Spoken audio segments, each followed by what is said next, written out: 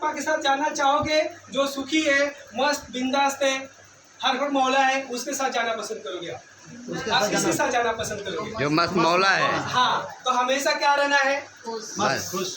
एकदम चेहरे में क्या होना चाहिए? स्माइल होना चाहिए। वो भी कौन सी? मनमोहनी, लुभावनी, बनावटी नहीं।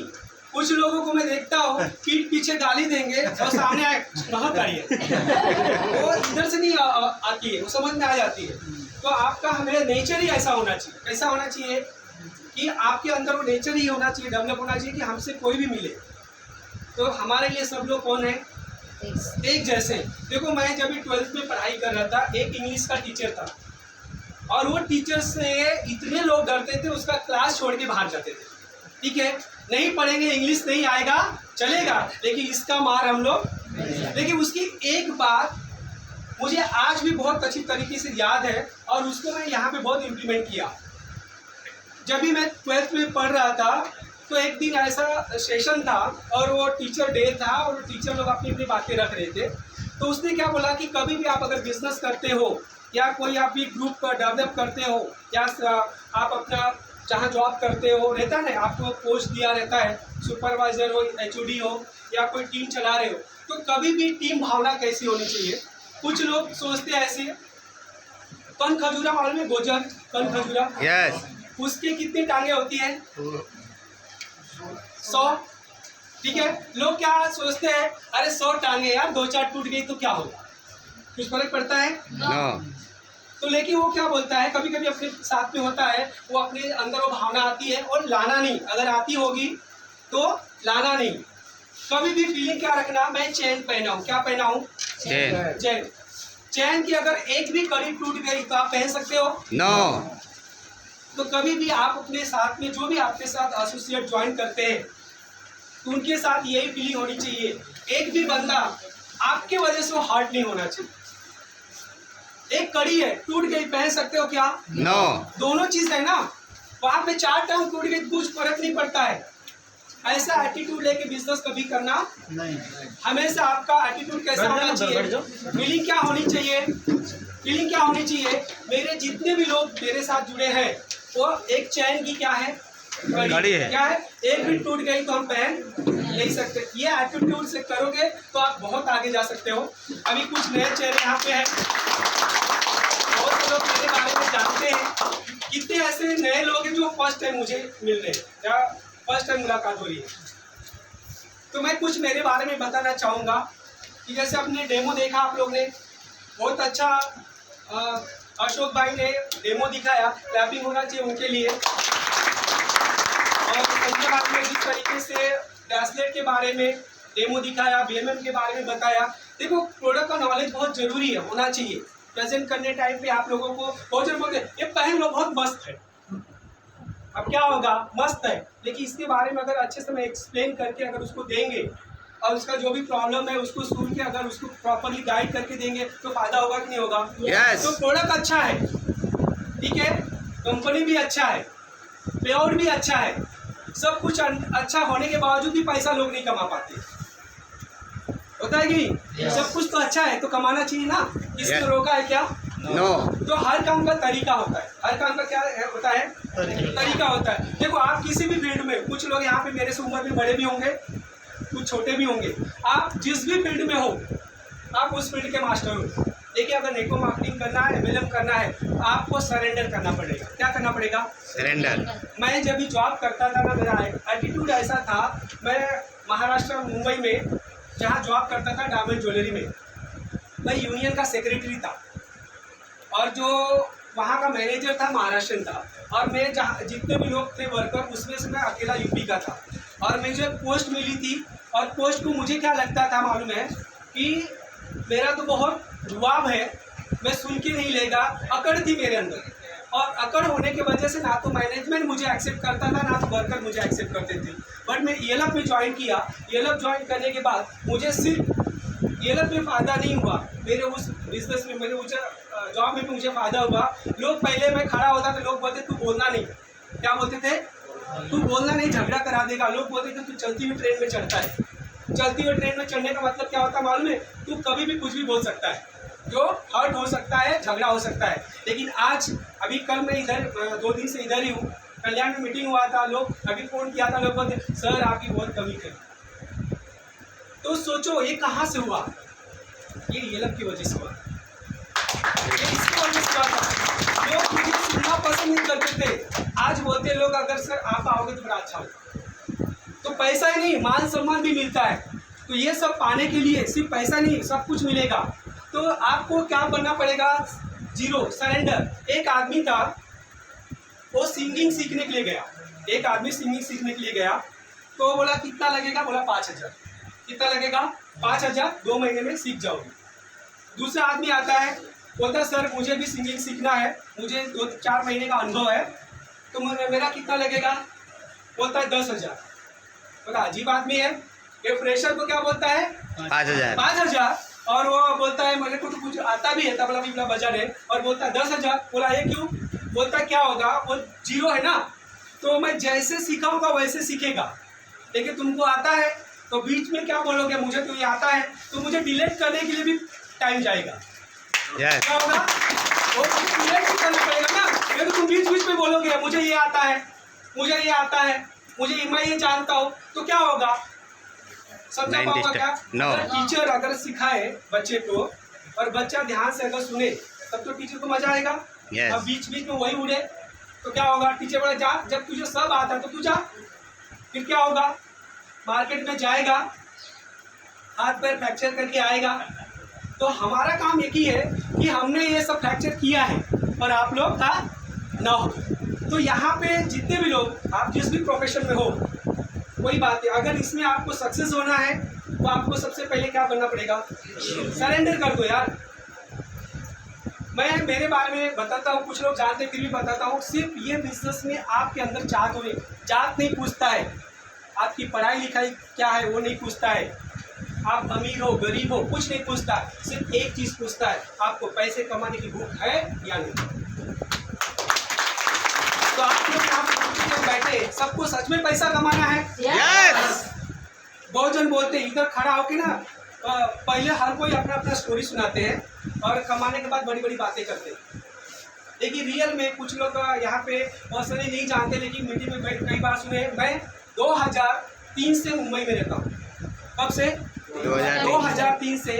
और मैं बहन के घर पे रहा हूँ, बहन के घर खाना खाता था, बाजू में बैचलर लोग रहते थे, शटर का रूम था, उधर तकिया और चटाई लेके सोता था। कल सर मुझे बहुत फील हुआ, वो जो देखा मेरा चड्डी पे टावल पे 5 कोई आटा गूंद रहा था, कोई भाजी काट रहा, तो मैंने वो दिन है ना मैंने खुद निकाला है।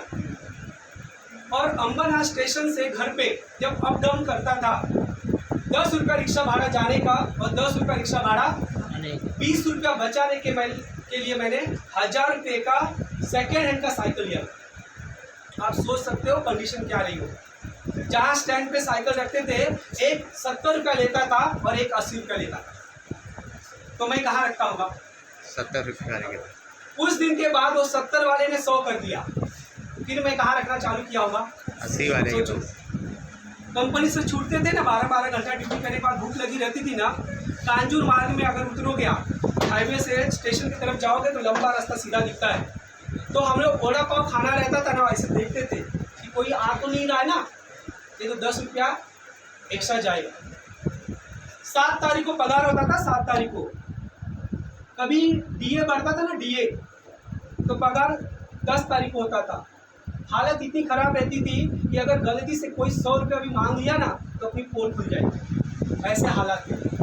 लेकिन मौका मिला, थैंक्स बोलता हूँ दुबे सर को, एक बार क्लैपिंग होना चाहिए सच में। बहुत अगर उन्होंने प्लेटफॉर्म नहीं बनाया होता ना तो हमारे जैसे लोगों का अस्तित्व ही नहीं रहता कहीं। और थैंक्स बोलता हूँ उनको, मिश्रा जी को, जिन्होंने मौका दिया। और आपको कोई भी यहाँ पे बुलाया हो, कभी भी देखो, माँ बाप को रिस्पेक्ट क्यों दिया जाता है पता है?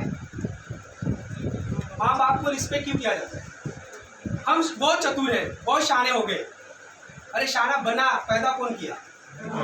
अगर माँ बाप नहीं किया होता ना तो तू कहाँ रहता? ये बिजनेस में आप बहुत आगे जाओगे, लेकिन एक चीज़ हमेशा याद रखना, जिसने आपको जोड़ा है वो हमेशा उसका रिस्पेक्ट करना। आज मैं मेरे गुरु को, शुक्ला जी को, माँ बाप के के जैसा दर्जा देता हूँ। बहुत जन बोलते तुम तो शुक्ला जी से बहुत अच्छे बोलते हो, प्लान अच्छा देते हो, मीटिंग ग्रुप संभालते हो, सब कुछ अच्छा। अरे ठीक है भाई, मेरे को कुछ नहीं आता था, वो आदमी मेरा गुस्सा सहा। अगर गुस्सा नहीं सहता मैं कहाँ का कहाँ रहता। वो भी तो कला है कि नहीं? यस। कितने लोग हैं मालूम है क्या काम छोड़ने का रीजन क्या रहता है? टाइम पे नहीं आए, मेरा प्रोडक्ट नहीं मिला, क्या मेरा चेक नहीं मिला, होता है कि नहीं होता है? Yes. वो गुस्सा सहने अगर उन्होंने नहीं सहा होता ना, मैं आज यहाँ पे नहीं रहता। और मैं कई बार मीटिंग में बोल चुका हूँ, अगर माँ बाप के बाद अगर मैं दिल से रिस्पेक्ट करता हूँ तो प्रमोद दुबे सबको करता हूँ। वो आदमी ने ऐसा बनाया। तो मैं बहन के घर पे रहता था, बहन के घर खाना खाता था, और 13,000 की नौकरी जब शुरुआत किया था तो 6,000 थी 2003 में। 2013 में जब ये ईएलएफ का प्लेटफॉर्म मिला, उस टाइम पे मेरी सैलरी कितनी थी? मात्र 13,000 थी। 8,000 रुपया भरना कंपलसरी था। 8,000 रुपया भरना कंपलसरी था। लेना है तो 8,000, नहीं लेना है तो कोई बात नहीं। लेकिन आज ऑप्शन मिला है कि नहीं? यस। कि आप अगर ये नहीं चाहिए तो सिंगल लेके भी ज्वाइन। 13,000 सैलरी थी। मेरे साथ में कई लोग गए थे डेमो देखने के लिए। कुछ लोग क्या बोले, नहीं पापा से पूछ लूंगा। कुछ लोग क्या बोलते हैं, मैं बीबी से पूछूंगा, भाई से पूछूंगा, मैं घर में छोटा हूँ। मेरे घर में 2-3 बार मिस्टेक हुआ था मेरे बच्चे से। मेरा ऐसा किचन है और साइड में ऐसा सिलेंडर है, ऊपर ऐसा रैक है। मेरा लड़का क्या करता था, मम्मी ये दे मम्मी वो दे, जरा भी उसको थोड़ा सा भी लेट होता था ना, एक पैर सिलेंडर पे रखता था, एक पैर किचन पे और चढ़ जाता था, और सामान लेने के बाद उड़ी मार के भागता था। डर क्या लगता था, बाई चांस अगर पैर सटक गया तो क्या होगा? आग लगेगी, यस। एक्सीडेंट होगा। यस। तो उस डर की वजह से कई बार मैंने मेरे बच्चे को मारा, और उसकी वजह से कई बार तो बीवी को चिल्लाया मैंने, तो किचन में जाने ही मत दे। लेकिन जिस दिन मैं डेमो देखा ना, एक बात मुझे सिर्फ समझ में आई थी, जैसे पाइप कट हुआ, कि अगर बाई चांस पाइप सटक गई, ये डिवाइस रहेगा, मेरा घर क्या हो जाएगा? बच जाएगा। और मेरे में एक चाहे अच्छी आदत समझो या बुरी आदत समझो, मेरे मन को भाया, मैं कुत्ता काट के खाया। मैं फिर किसी को पूछता नहीं हूँ। कुछ लोग तो सलाह लेते। अभी बताओ, आप बीमार हो, वकील से सलाह लोगे तो काम होगा? नो। किससे लेना चाहिए? डॉक्टर। कुछ लोग है ना, सब कुछ अच्छा है, यहाँ पे आए हैं बहुत से लोग, बहुत अच्छा लगेगा, जाने के बाद इस ऐसे आदमी से सलाह लेंगे जो ये काम नहीं करता है, तो सलाह सही देगा क्या? नो। आपको अच्छा क्रिकेटर बनना है तो सलाह विनोद कांबली से लोगे कि सचिन से? सचिन से। फेलियर क्या बताएगा? अरे कुछ नहीं, पॉलिटिक्स होता है। लेकिन वो कितना रंगबाज था वो अपना नहीं बताया। खेल को नहीं तो सचिन से ज्यादा टैलेंट है ना कांबली के अंदर था। लेकिन क्या हुआ, ये भी चाहिए, वो भी चाहिए, वो भी चाहिए, उसके चक्कर में क्या हुआ? तो अपना एक ही था, मुझे पसंद है ना, मुझे चाहिए। मेरे घर पे ऑब्जेक्शन, भाई मेरा क्या बोलता है मालूम है? कमाने लगा उड़ रहा है। क्या बोल रहा है?